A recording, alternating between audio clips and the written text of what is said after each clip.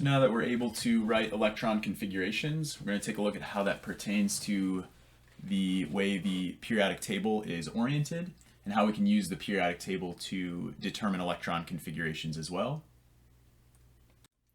So electron configurations of most of the elements are going to be represented using a noble gas core, which we will show in brackets. And it's just a way to abbreviate the electron configuration so we're not writing something over and over and over.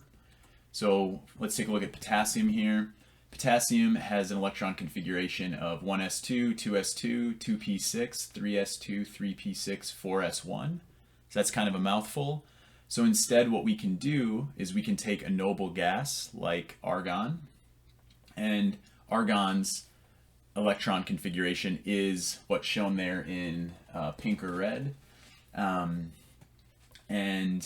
can actually abbreviate that. So saying potassium really has the same noble gas core as argon plus one additional electron, and that's a 4s1 electron. So we could write argon in brackets 4s1, and that would be the electron configuration for potassium. So here is the periodic table. This shows all of the electron configurations for each of these elements, excluding the noble gas core. So you can see along the left-hand side you have the noble gas core that you would be writing first and foremost, and then whatever is beneath the element beyond that. It's just a way to write that a little bit in a more abbreviated sense. And these outermost electrons are also the ones that are most important for chemistry and chemical bonding. So it's often these outermost electrons that we're most interested in anyway, not those noble gas core electrons. So this is one of the reasons why we would do this. And if you take a look at that prior slide, you'll kind of notice that there are different locations for these electrons. So hydrogen has a 1s electron. Helium also has a 1s. It has two 1s electrons. So that's the 1s and on the top there. Then if you go to lithium, you now get to the 2s electrons. So the left-hand column, the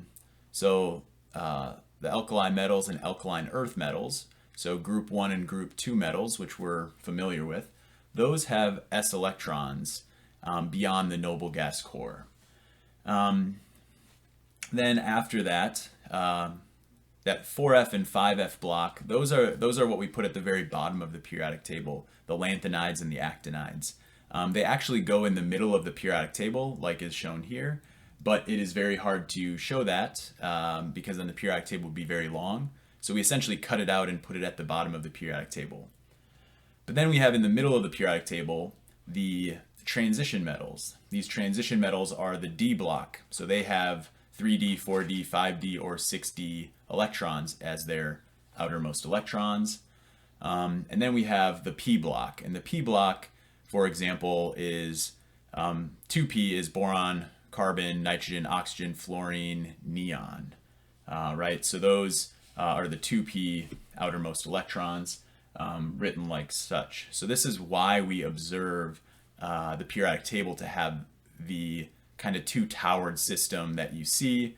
The D electrons are all in the middle, the S electrons are on the left-hand side, and the P outermost electrons are on the right-hand side. So that's why we get the sort of orientation we see with the periodic table. So let's try write a electron configuration for an arsenic atom. Z equals 33 in its ground state. So the noble gas core for arsenic is argon, where argon has a Z equal to 18. Then you'd be filling beyond the noble gas core. You have 4s, then you have 3d, and then 4p electrons. So we need 15 more electrons. Since we have 33 to deal with, we've accounted for 18 with the argon core. So we need 15 more electrons beyond the noble gas core. Okay, so here is that periodic table again. We could start with argon, and past argon, we have two s electrons, so we can kind of essentially march right across. So we started with argon in the ground state there. We have s electrons. These are all the s electrons, so 4s1, 4s2. Then we have a bunch of d electrons that are added. There are 10 d electrons that are added through here on our way to arsenic. So that would be 3d10. Then this whole thing here is the p block. So these are p electrons. So this would be adding 4p1, 4p2, and 4p3.